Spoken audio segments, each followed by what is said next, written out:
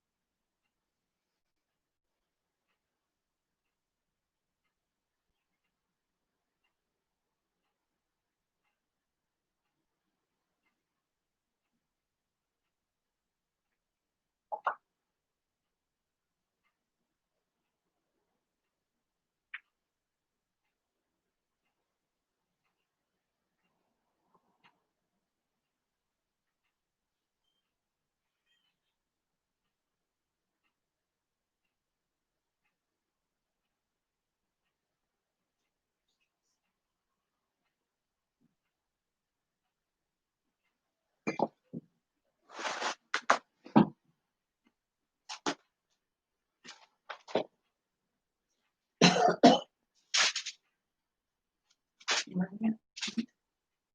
23. No, 22. Wow, 22, 23.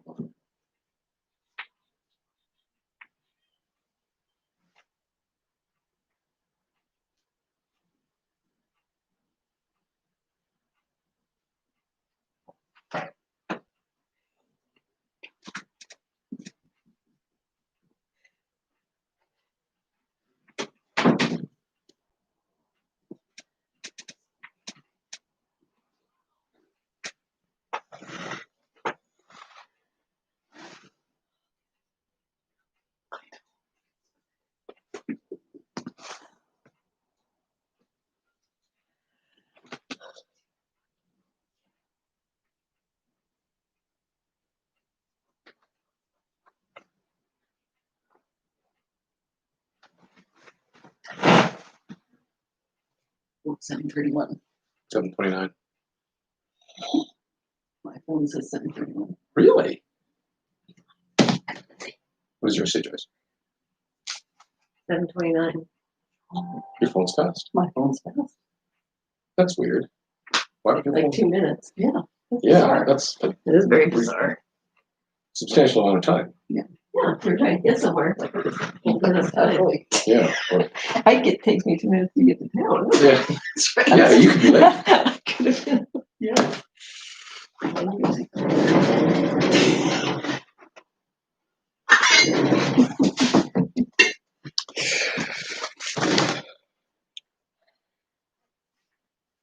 All right, there we go. Welcome. We've got everybody tonight as you are with us. Well, this may be, I hope, one of our last little groups that get together. I'm going to bring you up to speed with kind of where things are at and what I understand. We had a district meeting yesterday. It was yesterday afternoon, yeah, with the district superintendent and a bunch of pastors, and we just more than anything, we just listened to what our DS was saying. And he and a large group of other interfaith leaders met with one of the representatives of the government, not the premier, but one of the representatives. And he was very, very encouraged, said they were very eager to listen and he said, aggressively listen. So that's a good sign. And they gave the province a large number of recommendations in regard to what we're calling, faith groups or faith communities, because it was representatives of the Islamic community, the Christian community, the Jewish community, basically everybody who had a vested interest in faith communities. So when we talk about faith communities, we're talking about right across the board. So needless to say, they met with this representative and they kind of hashed out some of the concerns, some of the difficulties, some of the inconsistencies with some of the policies. So then they met again today to finalize that recommendation, and it sounds like the Premier tomorrow will be making an announcement in regards to faith groups, numbers, spacing, hygiene, all those kind of issues, all the questions we've been asking. And I think those individuals are asking questions I couldn't even think of. So that's really good news. So we will let you know any details about what's going to happen in the weeks to come. But by the sounds of it, in some form or shape of another, faith assemblies will be open on June 8th, which makes the first service June 14th. And I recognize I kind of got my math a little off last week. But so June 14th. So in light of that, that does allow us to have assemblies of up to 15 people indoors. So I'm going to make the big call. Oh, Mike Johnson, here you go. He's there. We'll say hi, Mike. Hi, Mike. All right, I'm just going to say hi, Mike. We are going to be meeting here. We're still going to do it exactly like this. I'll be live streaming. It'll still be the same thing. So if you are at a distance or still feel safer at home, but as of next Wednesday, you are welcome to come and join us. I don't think our numbers are going to get past 15. I don't think that's a big issue. So we'll, depends on the numbers, we'll either meet here in my study or we'll meet in the fellowship hall where there's lots of room. So it'll be very similar. So I know Kay watches this quite faithfully, and for Kay, it'll be a similar thing. And for the rest of you who want to come, so come join us at 7:30 as we continue our way through Proverbs, and we'll operate obviously within the good guidelines that are provided for us. So all right. So that's kind of the good news, and that's kind of where we're going. Then I did a poll on Facebook about whether you want to continue Bible study into the month of June or whether you want to wrap it up in May. And we had lots of people who saw it, but very few voted, and for whatever reason. So those who did vote, the 6 of you, thank you. It was 5-1, and then the one withdrew their vote. So it was unanimous that we continue on into the month of June. So we will be continuing Bible study into the month of June and then probably wrapping it up at the tail end of June. So in summary, next week, if you want to join us here at, what's our street address? I don't know. You know where we Leader Alliance Church. Wednesday at 7:30, we will be meeting together. If you still want to join us via Facebook, that will also be happening. So we're going to walk down 2 roads effectively next week, but hopefully we'll have a couple of more. Not that I don't enjoy having Joyce and Donna here, but it'd be nice to have a couple of more voices to participate. So that will be happening. And as for the rest of you, so and then church, the 14th.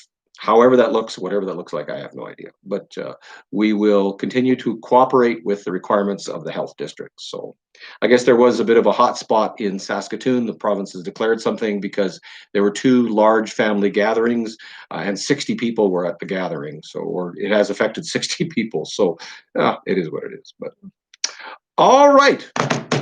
With that in the background, I want to welcome you as we continue our way through the book of Proverbs, what it means to be wise. And excellent. Thanks, Mike. And we've said this several times, and that is, I don't think we've ever been at a more opportune or more important time to say, what does it mean to be wise? We live in times where wisdom often seems to be at a short fund. It seems to be not always present. And it's fascinating to watch people predict what the future is going to be like. I read a report by RBC this week about predicting, the recovery of the Canadian economy, different reports by different people predicting recoveries of various situations. And I was just thinking, we had gone for a walk or a drive last night, and there's some things just coming up out of the ground, little green shoots. And I don't think based on, a centimeter or a half an inch of green shoot, if you can predict the crop for next year. You can't predict the fruit by the green shoot. And we've got a green shoot coming up out of the ground, some changes occurring, and people are already predicting what's going to happen in 2022. So I don't think we can predict the fruit based on a little green shoot. That kind of even rhymes. Look at that. All right, so we continue, and I think it's great timing that we continue into the book of Proverbs. I came across this quote this week in regards to Proverbs, and I thought it was very cool. So this is by Dan Phillips, and I'll leave it up there, but I also know that I can now, well, I thought I could make this go taller or something. No, I remember I had to hold it up last time. That's right. All right, take a moment and read that. Joyce, you want to read that for us? Sure. Proverbs are short and pointed. They burst in the front door, bang a cup on the table, have their say, and then exit with a slam, leaving us blinking in amazement and mulling over what they said. Dan Phillips. I kind of like that. I thought that was good. They kind of, Proverbs kind of walk into your house, into your life. They drop their cup on the table and say, "This is the way it is," and then they storm out and they leave you at wit's end. You have to deal with it on your own. I was talking to a friend yesterday, and he said he read one chapter of Proverbs every day for a month. And he said, I got to the end and I still didn't know what it meant to fear the Lord. I said, well, that's a fair question. So, all right, let's pick it up. Just if you're new to us, as we're working through the book of Proverbs, Proverbs is laid out in, it's kind of a weird thing. It's like a tree branch with a bunch of little leaves. There are main branches that come off Proverbs. The root of it is the fear of the Lord is the beginning of wisdom, what it means to be wise. And then branching from that wisdom are 4 or 5 different major branches. And at the end of every branch are all these little pithy sayings. And so the first branch was the wanton woman and the wise woman. And so we saw coming off the main trunk of wisdom, this contrasting set of images. The father speaks to his son and says, this is what you should pursue, the wise woman, not the wanton woman. For the wise woman leads to life, and the wanton woman leads to death. This horrific image that Proverbs uses of a house with a basement, and down in the basement are all these dead bodies. And this wanton woman seduces the young men, and they come in, they are not even wined and dined, they're given bread and water, and then she kills them and throws them, their corpses, down into the depths. So it's a rather graphic image, and I appreciate that Proverbs is not afraid of those images, but that's the initial image that Proverbs gives us of. And then it moves into the next branch, so it kind of stops there, connected with all these little pithy sayings. And then it moves into the second branch, and that is what is a righteous person. And this whole idea that righteousness does not come from within, righteousness is grafted in, and as we follow wisdom, then we will become righteous. The idea repeated in scripture that we have no righteousness within ourselves, as someone pointed out, Isaiah saying all our righteousness is as filthy rags. And so righteousness through these actions, it's almost like the plant metaphor works really well. The leaves grab a hold of the light, the photosynthesis, and they come into and give life into that. So that's the second trunk. And then the third branch to come off that, or the third big branch, is what is holiness. Excuse me. And what does it mean to be a holy person? And we saw that with the central color, or the central theme of that, is that holiness is rooted in our thought life, and out of that flows then righteousness. So that's the 3 first big branches coming out of the trunk of wisdom. And the fourth one tonight is called the 30 sayings of the wise. And then there's another branch after that, yet the more sayings of Solomon, and then another branch after that called the wise woman. So we're right in this 5th branch tonight, and on the end of it are all these little pithy sayings, and on the end of this branch are 30 leaves, and each of these leaves are the wise sayings. Now, this looks a lot like something that's come out of Egypt. We have a historical document that looks a lot like this. So this is a pretty common way people would write. They would write, the 30 best sayings. We do it today. We have a book that says the 25 best ways to get rich through real estate, or I don't know why that's in my head, but So we have this idea, right? And so this idea of 30 little pithy sayings or 30 collected thoughts on a same root is nothing new. That's it. So welcome to the 30 sayings of the wise. Take your Bible and turn to Proverbs 22, starting in verse 17. 22, starting in 17.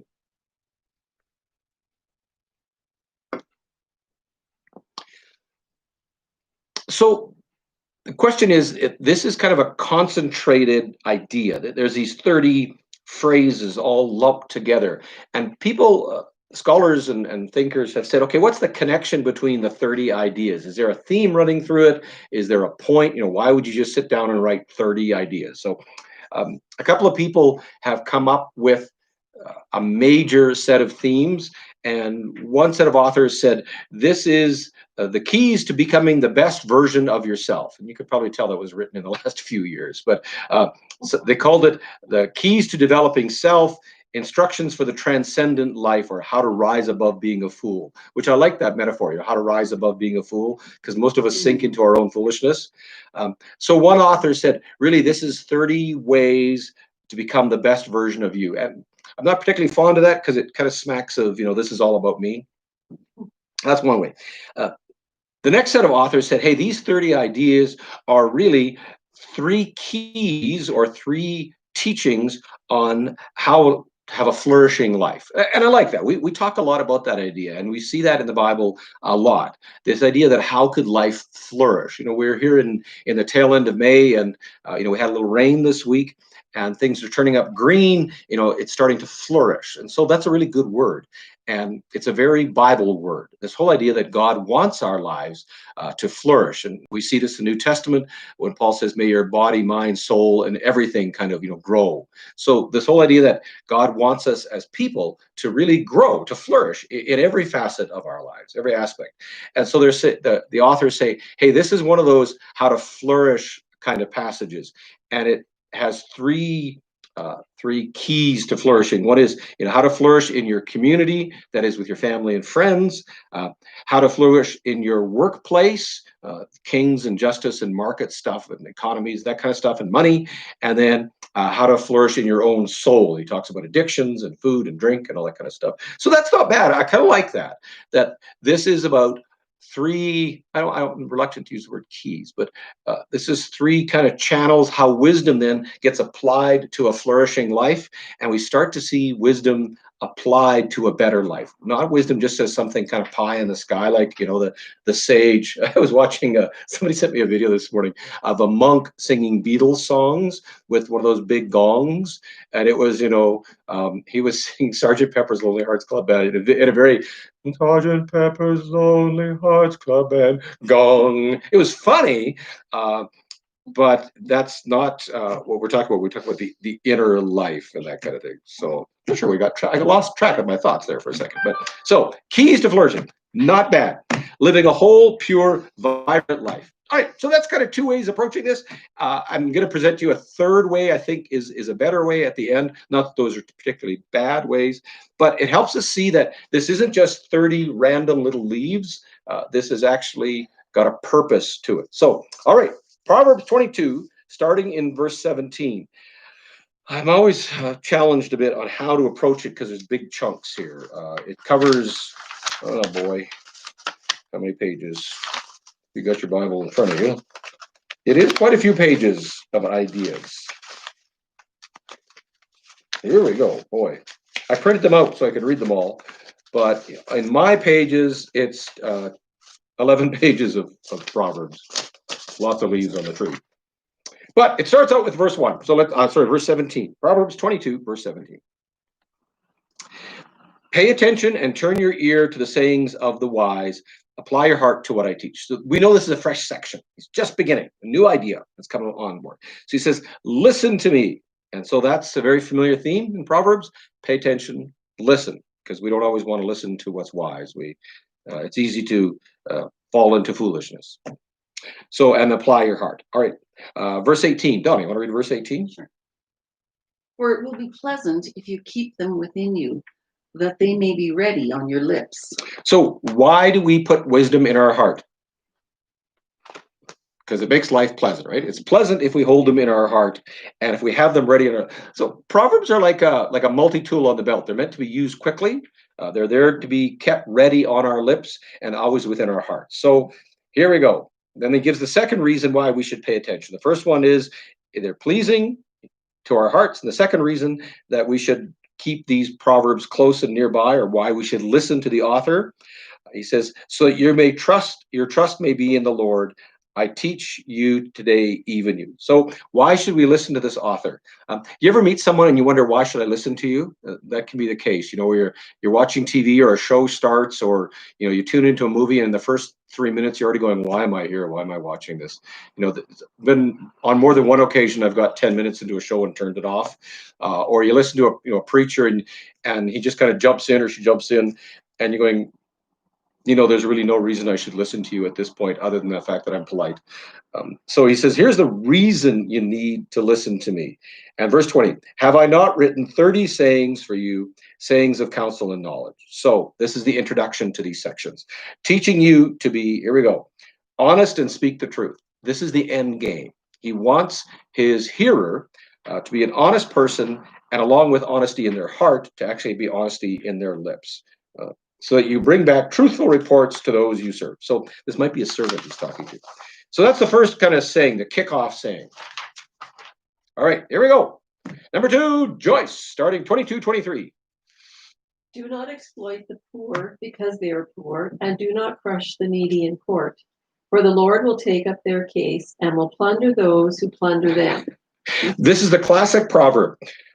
Do this or don't do this, because this is going to happen to you. Cause and effect, right? There's a country song about that. Don't exploit the poor or crush the needy, because God is on their side. God will take up their case, and you'll have to give an account. So the first thing he talks about is the whole issue of justice, how we treat people around us. Okay.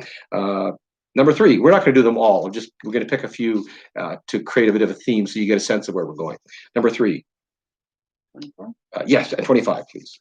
Do not associate with a man given to anger, or go with a hot-tempered man, lest you learn his ways and find a snare for yourself.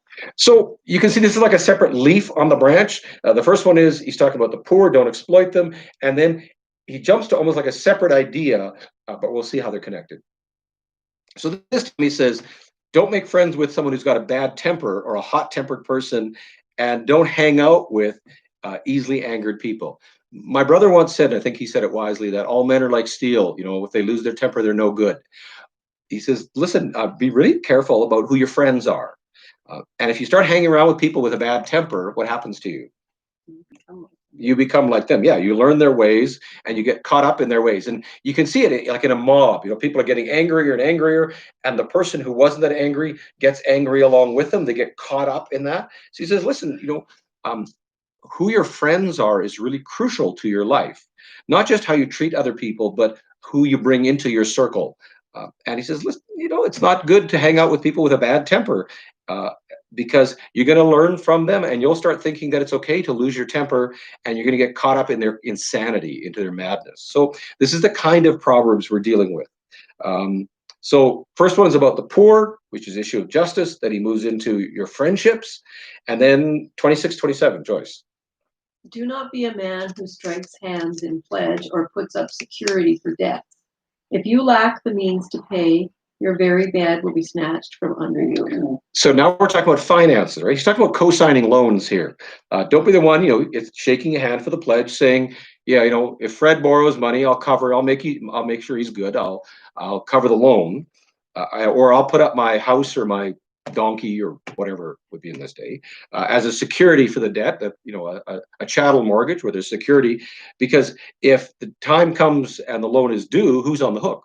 Well, you are, right? And they will take, he says, the very bed will be snatched out from underneath you. So the bank will come and repossess the security for the loan. So he says, be careful who you go into business with.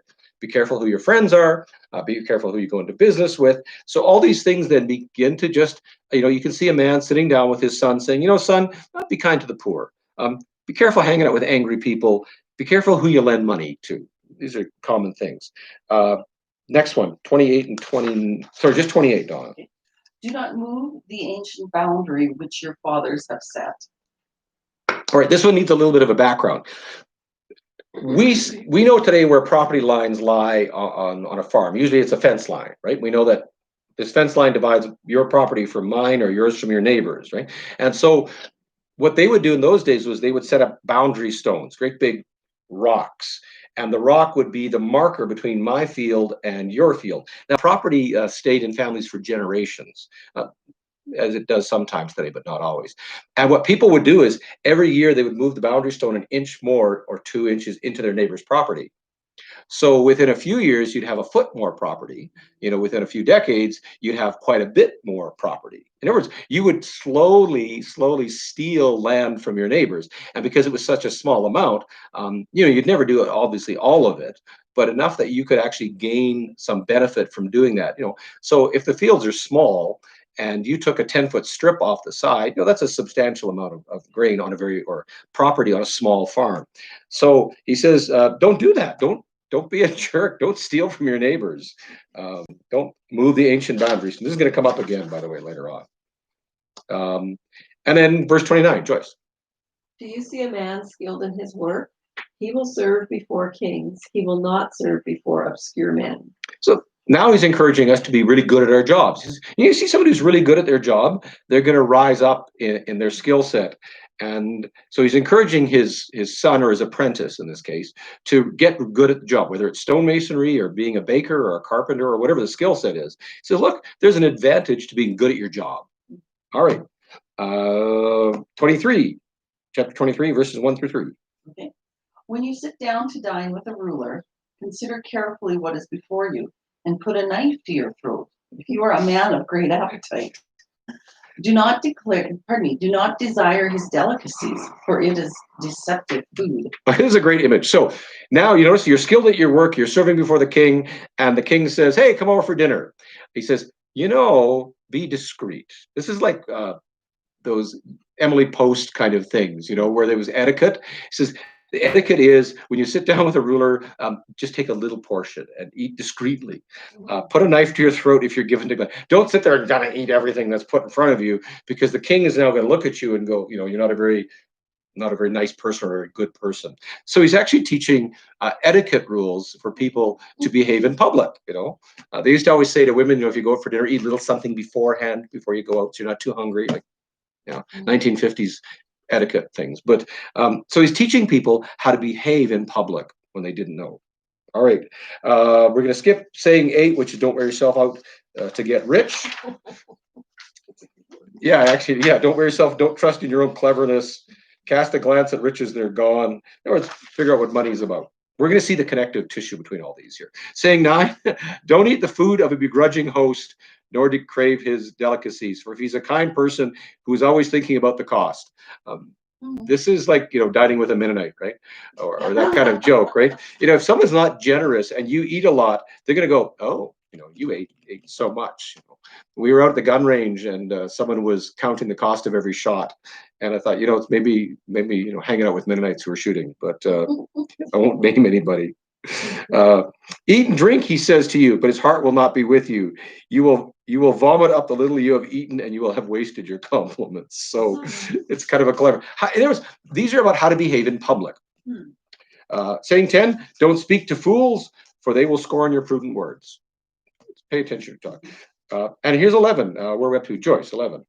Do not move an ancient. 11. Yep. So verse 10 and 11. Do not move an ancient boundary stone or encroach on the fields of the fatherless, for their defender is strong. He will take up their case against you. So he's repeating this theme here. He says, first off, just don't move the boundary stone. And then he says, don't do it, because if you get caught, you're going to be in serious trouble in court. All right. Verse 12 picks up the theme again. Apply your heart to instruction. And then 13, now he moves into family affairs. Don't withhold discipline from a child. If you punish them with the rod, they will not die. Punish them with the rod and save them from that. This is a bit controversial, I recognize, in the day and age we live in, the whole idea of corporal punishment. But he's talking about disciplining your children and saving them from falling. So we'll leave that alone. Not everybody sits well with this one. But he goes back into family again in verse 15. My son, if your heart is wise, then my heart will be glad. He's saying, make your dad happy. All right, verse 17. We're halfway through. We're doing great. Do not let your heart envy sinners, but live in the fear of the Lord always. Verse 18 as well. Surely there is a future, and your hope will not be cut off. This idea of envying sinners is an ongoing theme. Psalm 71, where it says, surely God is good to those, but as for me, my feet also slipped when I saw the prosperity of the wicked. This whole idea of we start to envy people and we fall because of that. Then verse 19 is, listen to my son and be wise. Here we go.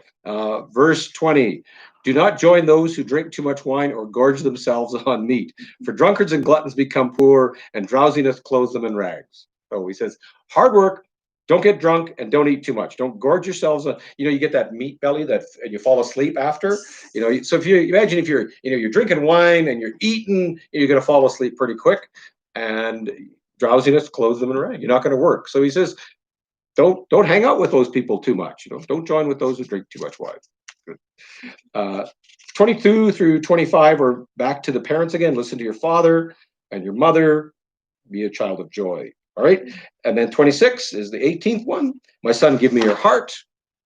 More adulterous women. All right, here we go. Verse 29, we're 2/3 the way done. We're up to Joyce here. This is a bit of a long one. It's kind of fun though. So we're going to take a second to read it. It goes all the way to verse 35. So 29 to 35. Off you go, Joyce. Okay. Who has woe? Who has sorrow? Who has strife? Who has complaints? Who has needless bruises? Who has bloodshot eyes? Those who linger over wine, who go to sample bowls of mixed wine. Do not gaze at wine when it is red, when it sparkles in the cup, when it goes down smoothly. In the end, it bites like a snake and poisons like a viper. Your eyes will see strange sights, and your mind imagine confusing things. You will be like one sleeping on the high seas, lying on top of the rigging. They hit me, you will say, but I'm not hurt. They beat me, but I don't feel it. When will I wake up so I can find another drinking bottle? This is a really, if you've ever been intoxicated, this is exactly, what this is, right? Because afterwards there's always woe and sorrow and strife and complaints, and how did I get that bruise, and why are my eyes so bloodshot? He says, who wakes up like that in the morning? Well, it's the one who's been getting hammered the night before, right? So he says, look, don't gaze when it's red and it goes down smoothly. He says, because in the end it's going to bite you like a snake. And then I love 33. Your eyes will see strange sight, and your mind will imagine confusing things. Your brain, and then you'll be like one sleeping on a high seat. So if you've ever been drunk, you know that your balance goes out of whack, right? You have trouble walking, you teeter and you totter. I'll never forget. We were in Trail, BC. I think I was maybe 7, maybe 8. And Sunday after church, we went to this Italian restaurant, and there was big long tables, like just tables, and there was no menu. They just brought out 3 things. They brought out chicken, they brought out spaghetti, and they brought out wine. And my parents were of such that they set it all in front of us, and we had one of those little plastic, drinking glasses like you get at a restaurant, and they just filled it full of wine. And me not knowing, and my parents at that point probably not caring, I just drank a glass of wine at the age of 7. And I remember staggering to the bathroom at the restaurant thinking, what is this funny feeling overcoming me? That was a distinct moment. But like one sleeping on the high seas, lying on top of the rigging, that feeling of swaying back and forth, and then saying, they hit me, but I'm not hurt. Your pain threshold. I was dropping a guy off one time, and he was very intoxicated. And he closed the door on his car leg, and he got a pretty nasty gash. And I'm good. I'm fine. Of course, he's bleeding like a stuck mule. But they hit me, and you will say, I'm not hurt. They beat me up, but I don't feel it. And when I wake up, I just want to get another drink. So what he's saying is these are the consequences of getting intoxicated. All right. So that's kind of his advice to his son. It's rather well described. All right. Saying 20, Donna. 24 in beginning of chapter 24, to verse 2. Do not be envious of evil men, nor desire to be with them, for their minds devise violence, and their lips talk of trouble. So this goes back to a similar parallel about hanging out with angry men. Okay, and then 21, this is the 21st saying, by wisdom the house is built, through understanding the rooms are filled with knowledge, with rare and beautiful treasure. All right, the 22nd saying is the wise prevail through great power. Let's go that. Verse 7 is the 23rd saying, wisdom is too high for fools. In other words, fools can't grasp it. In the assembly of the gate, they must not open their mouth in the council of people. And then the 24th saying is, whoever plots evil will be known as a schemer.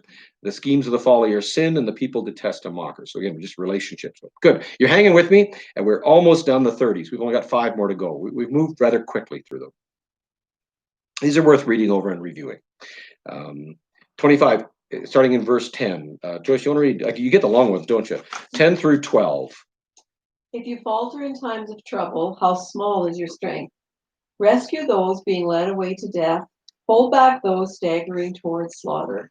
If you say, but we knew nothing about this, does not he who weighs the heart perceive it? Does not he who guards your life know it? This is about endurance. Now he says, the wise will endure in the face of difficulty. I guess with one more. It carries the weight of it. Verse 13 and 14, Donna. My son, eat honey, for it is good. Yes, the honey from the comb is sweet to your taste. Know that wisdom is thus for your soul. If you find it, then there will be a future, and your hope will not be cut off. This is one of those rare cases where Scripture actually gives us dietary instructions. Well, not really. There's a lot of dietary instructions in Genesis and Exodus, but in particular in Proverbs. And he says, eat honey, it's good for you. And we know that. We know that honey is one of the few foods that babies can eat. It's already been basically it's bee spit. It's been pre-digested. And so he says, honey, son, honey is good for you. It tastes good. So he says, and by the way, wisdom's a lot like honey. So one of those good little moments. And then the 27th one, don't lurk like a thief near the house of the righteous. Don't plunder. Don't be a thief, which should be an obvious one. And then 16 is a favorite of a lot of people. And a lot of people have this either on a mug or a plate or at the very least underlined in their scripture, in their Bibles. For though the righteous fall 7 times, they will rise again, but the wicked stumble when calamity strikes. This is about endurance. The 28th one, but don't gloat when your enemy falls. You fall, you get up. When your enemy falls, don't be a jerk. When they stumble, don't rejoice, or the Lord will see and disapprove and turn his wrath away from them. Interesting. Eh? He wants God's wrath to remain on his enemies. Last 2. Don't fret because of evildoers or be envious of the wicked. Sound familiar? He's repeating his themes. For the evildoer has no future, and the lamp of the wicked will be snuffed out. God is righteous. And then he wraps it up with a 30th. Fear the Lord and the king, my son. Don't join in with rebels. For those 2 will send sudden destruction on them, and who knows what calamities they can bring. So how to get along with the king. All right, if you've hung with us this long, you're doing great. Those are very, very quickly the 30 sayings of the wise. And initially, they really seem disjointed. They seem like 30 leaves connected for random reasons. So what could they possibly be? Well, there's a couple of ways of looking at it, I think, that will give us ground. It'll help us get traction through this. And I want to give you 2. One, both are equally good, but the first one's from a guy named Mitch Krause. And he calls this the restoration road, these 30 phrases. And he says, what this is all about is how to listen, how to learn, and how to lean. What you should listen to, what you should be learning, and who you should be leaning on. Because he says, listen to the sayings of my heart, learn these wise words and lean on God. So listen, learn, and lean. That would preach really well. And Mitch says, really, there's only 3 categories in this whole section of these 30. And there's 10 sets of sayings within them. Sorry, that's the wrong guy. Mitch gives a whole lot more. Mitch gives 1, 2, 3, 4, 5, 6, 7. Sorry, Mitch says there's 7. The first big chunk is all about finances. Poverty, don't lend your money, rags to riches, and lawful landmarks. So he says, what the person who learns will learn how to handle their finances. The wise person knows how to handle their finances.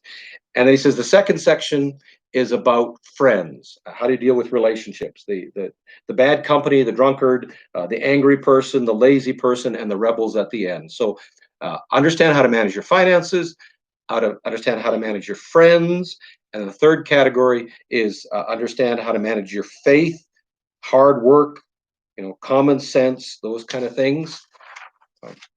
And the next category is how to deal with failure, the sense of not having, he talks about sexual misconduct, addictions through the alcohol sections, and dealing with distress in the end, endurance. And then it's how to deal with family. I'm going to go quick. How to deal with family, how to deal with fools, and how to deal with future. So I think that's not bad. Yeah. Question. Sure. Number 30 signifies anointing, purifying holiness, but some say it signifies death. Which one is it? Because it's like one extreme to another. Right. And that's why people think, because the Egyptians did this, that's why it's purity and wholeness. Because this, I'm going to kind of do a sidebar. If in near ancient literature, the concept of the 30 wise sayings is not exclusive to Judaism.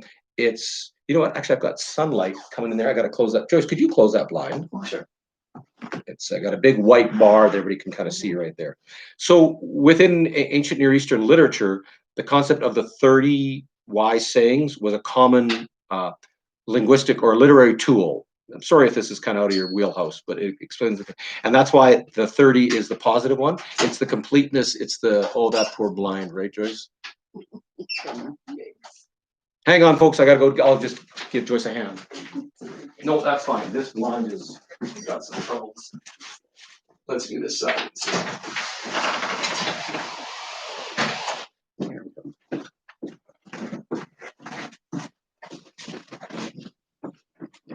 So, does that make sense? It's the first one. So it's Purity. it signifies anointing, purifying holiness. Right, exactly. The concept of complete. This is the complete thing you need to know. The holy, that, yeah. And 30 is not, boy, without opening a whole can of worms here. Numbers in the Bible mean something. And for us, numbers just mean, 5 fingers on my hand.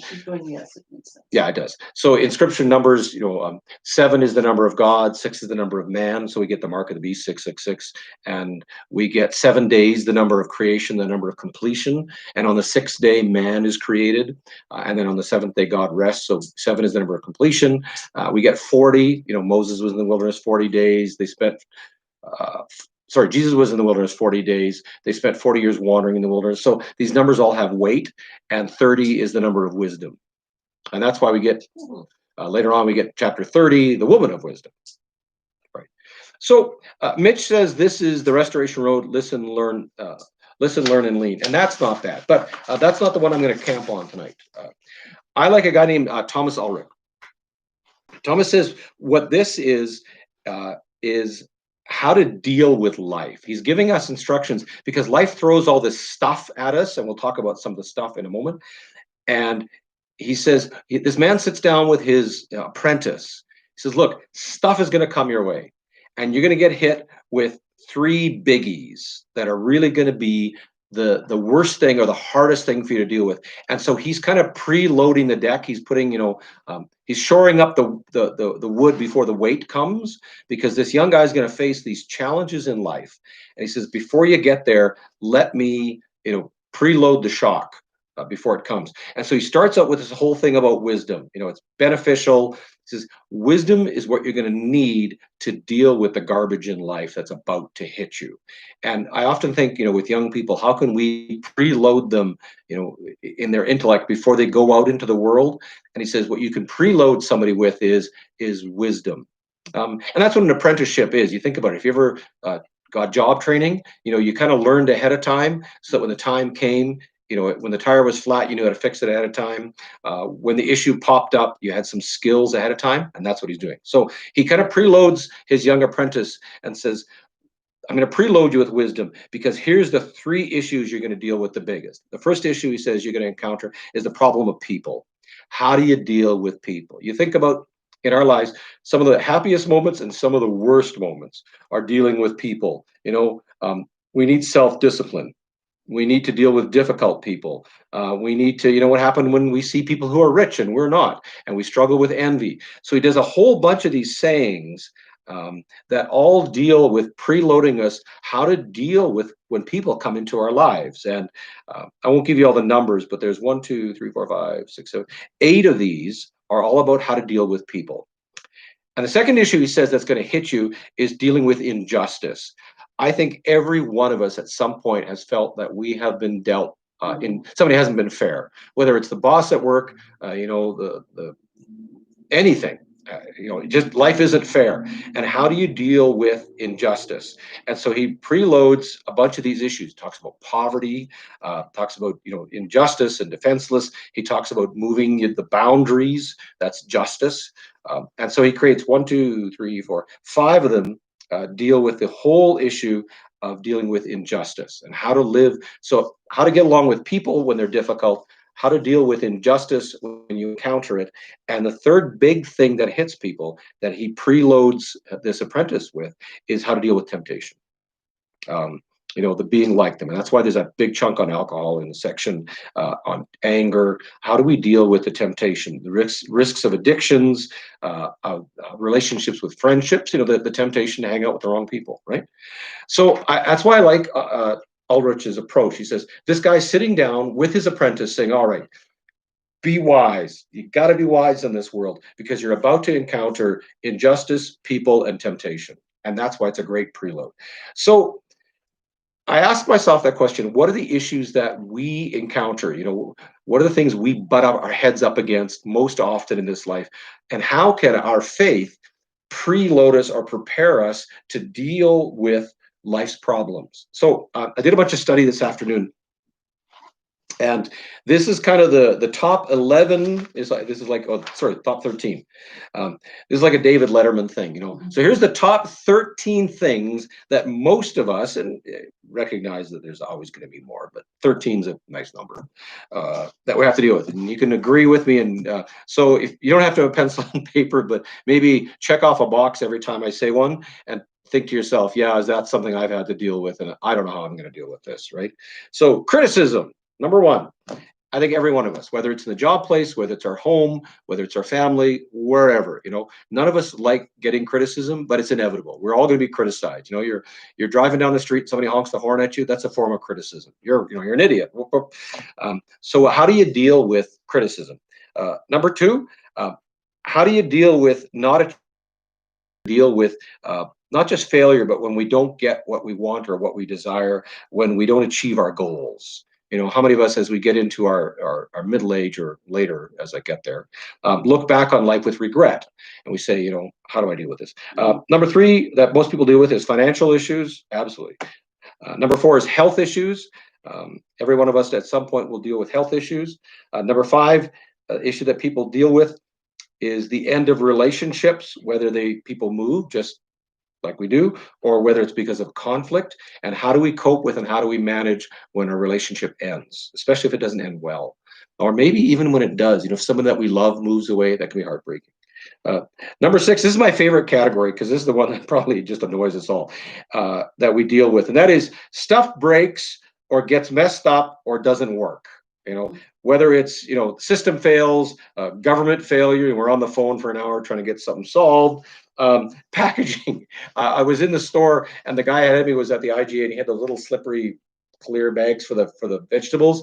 And he was standing there and you could just see him getting angrier and angrier. And so we just started chatting and I took my knife out and slit the edge of it and he was able to open it up, right? But you just see, he was frustrated in that moment because this bag wouldn't open, or the hot water tank. Yeah, there's a trick to it that middle-aged men don't know. There must be a school you have to go to. We just use a knife, Joyce. It's so much easier. It's more of a manly solution. So we deal with the frustration of stuff that breaks, gets messed up, or doesn't work. So, we deal with criticism. We deal with not getting what we want. We deal with finance, health, relationships, stuff that breaks. And then the categories, as I read them, moved into deeper issues, the sense of meaninglessness. What is the purpose of my life? The issues of fatigue, whether it's overwork or not enough rest, just emotional fatigue. And I think in the last 3 months, we've all been experiencing fatigue. Dealing with the frustration of just routine. Life is a grind, and how do I cope with that? Negative influences, whether it's relationship or media or whatever it is, just the negative things that come at us. Number 11 is stress, and we know that the more you commute, the more stress you have. And then the last two are the biggest two, and that is fear. How do you cope with that? And then death, which we all have to confront either early or later in life. So how do we deal with stuff? How do we deal with life? We go into life when we're young, we're naive, we're healthy, we're strong, we're enthusiastic, we've got a tiger by the tail, like the old country song said, 6 foot tall and bulletproof. Um, how do we deal with life? How do we deal with criticism, with financial issues, health issues, relationships, frustrations in the store? How do we deal with the deeper issues that we're wrestling with loneliness, with meaninglessness? How do we deal with fatigue when we have to work? It's interesting. They're predicting the coming of the 4-day work week for a lot of professional people, but that leaves a whole lot of people that still have to work 40 to 50 or 60 hours a week or more because they're on a salary, and if they only work 36 hours a week, or they're not going to earn enough money to live on. And so we're still going to deal with fatigue and overwork. Farmers, long hours. Truckers aren't going to only be able to turn the wheels 4 days a week. It's not going to work. And so how do we deal with the issue of just physical fatigue, especially as we get older? Stress in our lives, increasing kinds of stress. And then how do we deal with just our own fear? We're exposed to things. Now, sometimes fear is exciting. You go on a roller coaster or whatever, or you watch a jump scare and you enjoy it. It's kind of a rush. But then how do we deal with the inevitability of death? And I appreciated that our missions conference, our community outreach this year was on that very issue as we confront that. So how do you deal with it? This section in Proverbs is a master and a student, a teacher and an apprentice, a father and a son, or a mother and a daughter, whatever way you want to look at it.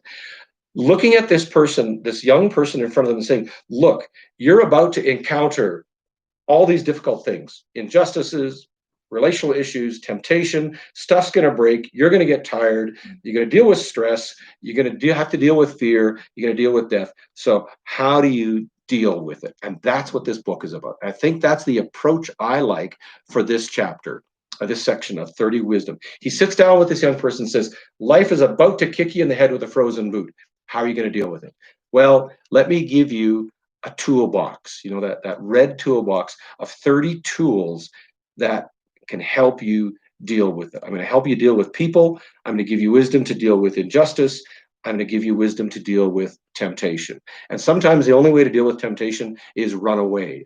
Paul will later on say to Timothy, flee youthful lust, literally run out of the store. And I'll be honest, I have done that. I've literally turned around and walked out, because that's the only way you can deal with it. So we know that. So, if we were in a group right now, we might be in that kind of sharing moment. So I'll put the pressure on Donna and Joyce. No pressure. What are some negative ways that you've seen, this doesn't have to be a testimony, just in your own experience, negative ways that you've seen people deal with that kind of, with all the stuff we've just talked about? If you're at home, just take a moment to think about that. How have you witnessed people in negative ways dealing with the stuff that we've been talking about?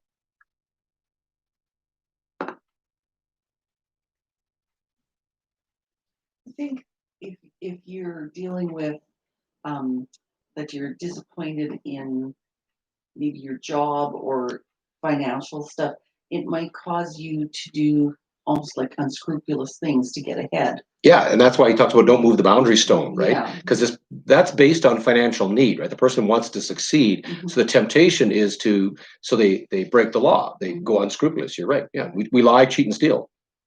Yeah, especially in the face of financial pressure, right? Any other ways, negative ways that we deal with stuff? Oh, Eunice just said drugs or alcohol. Yeah. Absolutely, Eunice. Yeah, that is extraordinarily common, and that's why alcohol is such a. They didn't have weed back in the Bible. Well, maybe they did, but the Bible doesn't speak of it. But it certainly addresses the issue of alcoholism rather on the nose. It deals with it directly. Yeah, good. Thanks, Eunice. Any other negative ways that people deal with things? Well, let me give you a few ways. One is we simply avoid it. Especially in relational conflicts, what do? We just don't talk to the person. We clam up. We might, if we see them down the street, if they're not in our own household, we might actually avoid them. Tough in a small town. You see somebody who you don't want to talk to and they're going into the post office. And what do? You wait in the vehicle, or you do a lap around the block so you don't have to confront them. So I think avoidance is one of the ways that we deal with a lot of the negative issues in our life. We just don't put ourselves in that situation. Now, sometimes avoiding is healthy, as I said a few minutes ago, but also avoiding can be a very, because the problem with avoiding is it's still going to be there when you get back, right? And that's why when he talks about the issue of alcohol, he says, you wake up and you're in pain. The bruise is there. It's not going to go away. And that's where then we get into addictions, as Eunice said, and there's all kinds of addictions, smoking, spending, coffee. The coffee is the Christian drug that we're all allowed to be addicted to, and nobody looks bad at you. And certainly things like substance abuse and alcohol. You can also be addicted to violence, right? We have people, they can be addicted to their own temper. That's their default. There was an episode of The Simpsons where Homer had a rage issue, and he said, "I'm addicted to rageahol." And although it was tongue in cheek, I think it was very poignant that we can become addicted to our own temper. And say that's how I deal with stuff. There's a conflict in my home. I yell and I get angry, and everybody else gets quiet and walks away. So that's actually a way of a negative way of dealing with relational issues. We see that in extreme cases, of course, in the issues of domestic violence. Really, what people are dealing with is the stuff in their lives through a very, very negative path. Assault through another, right? So that's form. Escapism is another one. We have to be careful here because there are times, we all sit down and watch, a good movie, relax, kick back, and put our feet up, and you need to just kind of disconnect, read a good book, play a video game, or go to the gun range or whatever you do. Escapism. So, oh, go ahead, Joyce. That one about the discipline, don't like the child, right? Nicole. I think nowadays too, Mm. sometimes children don't have proper discipline and they become disrespectful when they enter the school system or whatever. Exactly. And parents are dealing with discipline issues by simply avoiding it. Mm-hmm. The opposite of what, rather than, disciplining their child in some form, they just avoid it. And it becomes a negative way of dealing with it. Yeah, that's a really good connection, Joyce. Because a negative way would be to let your child run your household, and and say that little Johnny, let little Johnny can do no wrong. Right. The dramatic other side of it, of course, would be the far side of it. But disciplining your child is one way of healthily dealing with their behavior issues, right? Because we all need discipline in our lives. Oh, excellent, Joyce. Good. So escapism can be overdone, right? When all you do is, sit and play video games, or when all you do is escape into this fantasy world rather than addressing the realities of life. So, and the last one, actually, I got this from a few psychologists this afternoon, is sleeping. It's actually a pretty common way that people deal with avoiding issues, right? Yeah, if I sleep, so that you'll find people who, especially as we talk about depression, it's one of the signs. And it's interesting, actually, if you go through this, addictions, escapism, and sleeping are actually all signs of depression as well. Right. Someone who sleeps too much or too little can also be a sign of depression, but it's also can be a way, I don't have to deal with the world as long as I'm asleep. So at the same time, I don't want to cast shade on completely, because there is a time when we do need to avoid it for the moment.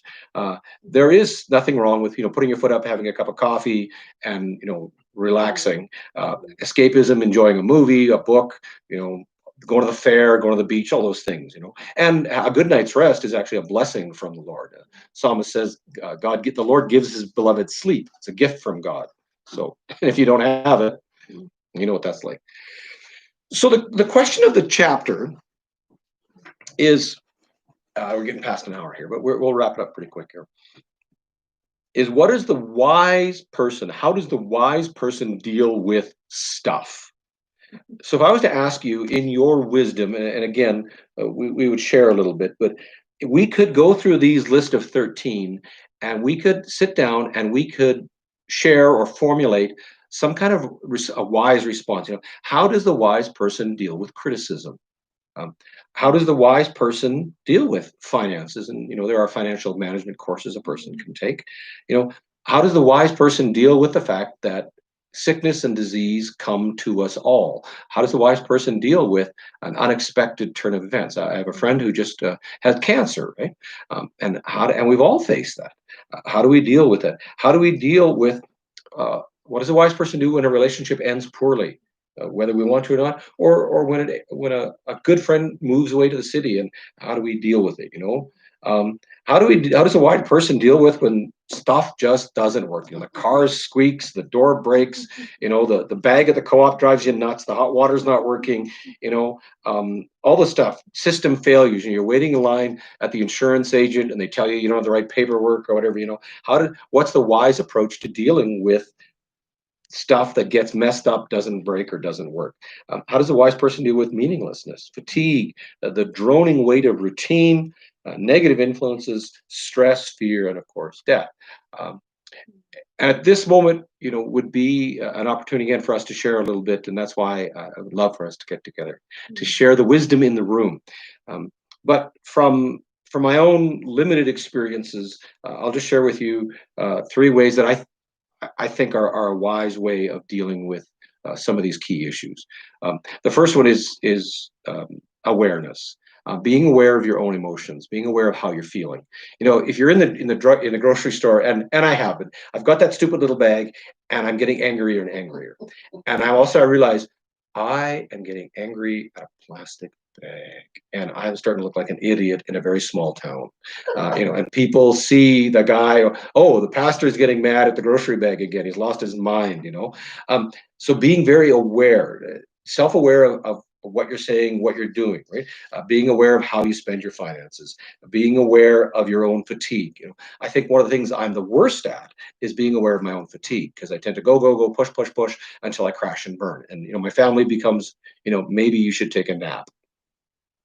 So lack of self-awareness can lead us into these negative issues, lack of self-awareness of even our own health issues. Somebody looks at you and says, you look terrible. And you're going, but I don't feel terrible. They go, maybe you should go see a doctor.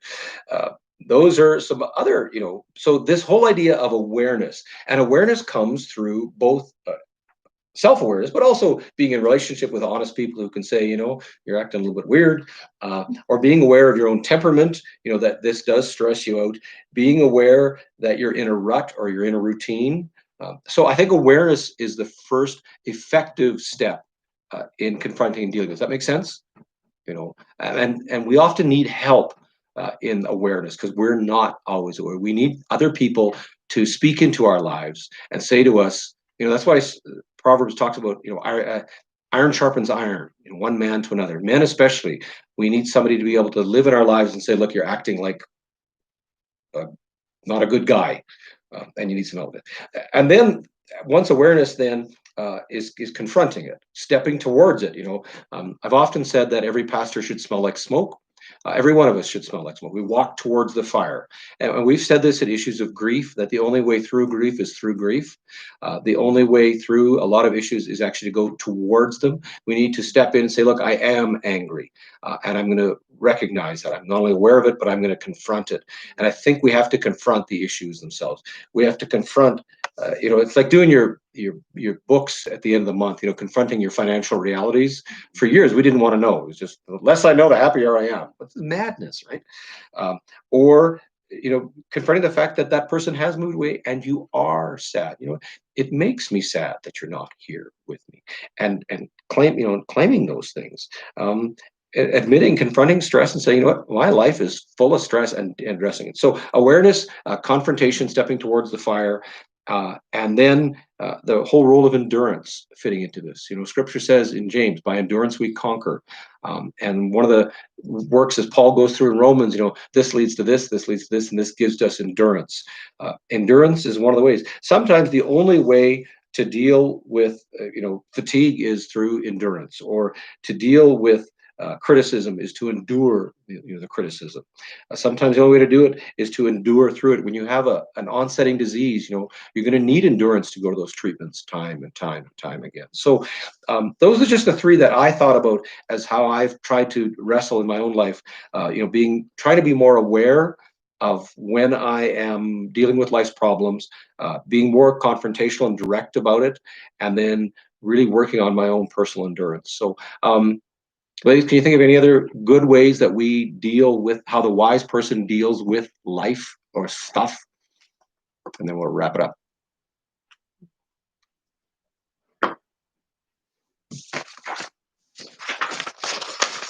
Sharing your burdens. Sharing a burden, absolutely. Yeah, don't be afraid. Don't keep it in. Yeah, don't keep it inside. Having someone you can talk to, right? whether it's a friend or, someone that you can actually share with. I think that's really important too, having a person you can talk to. And I think that's the role of prayer in our lives as well. Michelle had a thought? Daily devotion. Daily devotions, exactly. I was just, my friend Paul talks about that in what he's going to share on Sunday. But be connected deeply to God, right? As we spend time in the Word, it strengthens us within. Good. All right. So Eunice didn't type in drugs or alcohol for that answer. No, that's the previous answer. Yeah. All right. So let me sum up the whole chapter. This is section. This is 30 words of wisdom, because life is going to confront you with stuff, big stuff. And how do we deal with the big stuff of life? And these 30 sets of wisdoms, these 30 phrases, give us insight into how to deal with people, how to deal with issues of injustice, and how to deal with issues of temptations. And sometimes the only answer for some of these issues is to go away. So as you think about the things that you're dealing with, you're confronting in your life these days, I suspect many of us are dealing with fatigue. We're tired. I was on a Zoom call the other day with about 35 people, and I, kind of clicked through the screens because you can spy on people, you can look at people, and there was not a person there that wasn't tired. Everybody's tired. And the call to endurance in the face of that. Every one of us deals with financial health, all these issues, and Proverbs calls us and confronts us with some of the tools that we need. Don't oppress the poor, don't cheat on people, don't hang out with angry people. And it gives us these little tools in our toolbox so that we can be wise and we can deal with the inevitable stuff that life throws our way. All right, that wraps up the section. Next week, again, just a reminder that if you want to join us here at 7:30, we'll do similar fashion. We'll have it streamed for those of you who can't be with us physically. And if you can, or if you want to, and you're interested, come join us out. Bring your Bibles and a piece of paper. And you might have to bring your own coffee or tea. We're not allowed to serve coffee and tea, so bring a travel mug, whatever you need, and we'll share together. So, all right, God bless. May you have wisdom this week.